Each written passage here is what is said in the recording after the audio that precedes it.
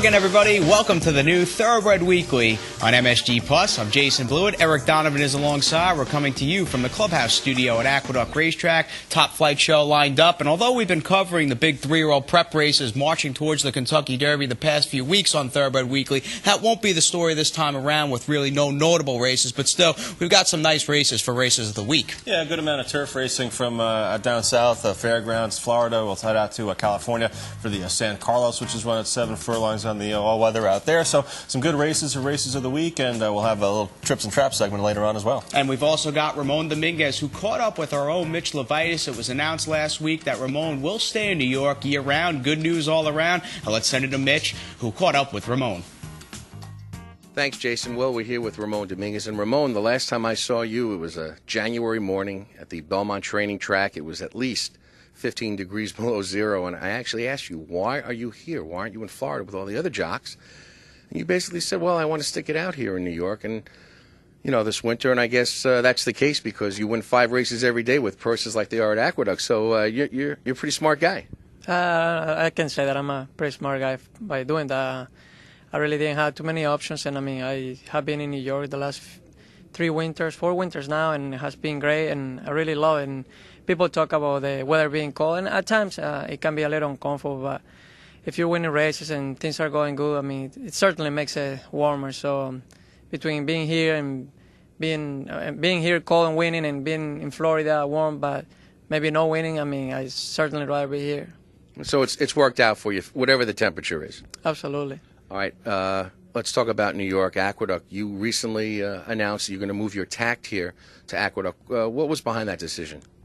Well, it's something that my agent and I have been talking about for quite some time, and always Delaware being home for both of us, and in Maryland, we always kind of kept the priority to have the family there, and we were used to living there, and really I absolutely love the area, and I enjoy a lot riding at Delaware.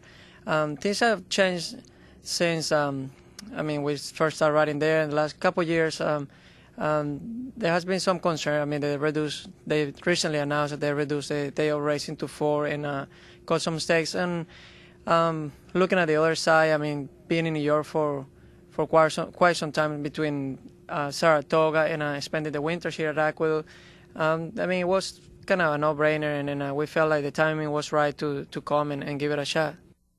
Let's talk about the 3-year-olds. You got 2 on the radar. Of course, let's talk about the Larry Jones trained old-fashioned, just a recent winner of the Southwest Stakes. Talk about that horse. He has been very impressive, and I mean, I'm so happy to be riding him. He's still undefeated, and in the Southwest, we set very fast fractions, keeping up with the horse that was in front, and turning for home, my horse just kept on going and finished the race pretty nicely. I was very impressed with the way he galloped out after the race. I certainly, after running so hard, wasn't expecting any horse to gallop out the way he did. And then once finally the race was over and he was able to take a breath, he was just like completely, he wasn't tired at all. He was very, very calm, and he really caught my eye, and he hasn't done anything wrong, and just very talented horse. Where are you pointing to the horse next? Where's Larry going with this? The Rebel, I understand? That's what I heard, that the Rebel was what they were planning on running. Ramon, the other 3-year-old you have is Hainesfield, trained by Steve Asmussen, winner of the Count Fleet and the Whirlaway. Talk about that horse. Another horse that really hasn't done much wrong at all. I have won the last 3 races on him and always done it very nicely.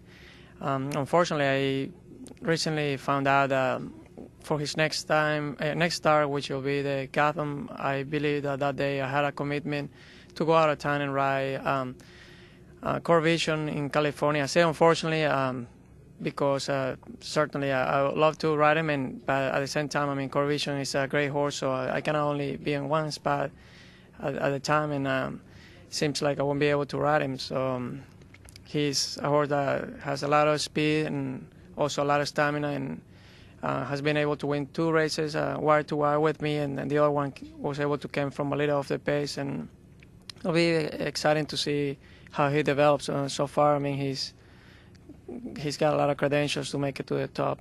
So you really have that conflict a lot of jockeys would love to have, and that's, gee, which 3-year-old should I, go to the Derby with? But I'm not going to ask you to tip your hand because I know you're not ready to say that. But that's a good dilemma to have, right? No, definitely, it's a good problem to have, like they say. Yeah.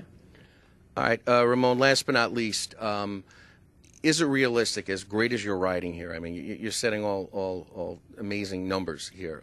As good as you're riding here now, is it realistic for you as a jockey to set the goals that we can say, hey, maybe a riding title in Belmont or Saratoga? Do you think that's within your grasp? At this point, I'm very fortunate and very happy to be riding in New York, period, and we should see how things go. And I am a very positive person, and I have all the confidence in the world in my agent and myself, and people have been super as far as supporting me here. So everything seems to be going the right direction, and I just kind of take it day by day. And if it is within reach, I mean, to be able to be lead jockey, believe me, I would love to. But it's not something that I'm gonna try to be setting a goal on being lead rider, whether Belmont, Saratoga, knowing that it's a very challenging meet, and then setting myself for disappointment if it doesn't happen. I mean, at this point, I can tell you it'll be a great goal for me to set, to be on the top 5. If I'm top 5, I'll be very happy. Well, your modesty is only eclipsed by your talent. We thank you for taking time out with us, and we'll see you in the winner's circle. I will, and thank you very much. Thank you, Ramon. Back to you, Jason. So things weren't rushed with Ramon Dominguez finally making that big decision to stay in New York year-round. I think a lot of us have waited over the last 2-3 years, to say the least. I just can't at this point see it not working out for him, even though when Edgar Prado, Garrett Gomez, Johnny V, they all return, Ramon's right up there with those guys. Yeah, absolutely. I mean, he's got such a great work ethic. His agent, Steve Rushing, longtime agent, does a great job for him. And, he always puts the horse in the right spot. And, it seems like the only time he ever gets into trouble is when he tries to save ground too much and, gets stuck in behind horses. But he's always looking for the best way to get his horse to the winner's circle. Well, speaking of saving ground and getting stuck in behind horses, it's time for another segment of Trips and Traps when we return from this quick timeout.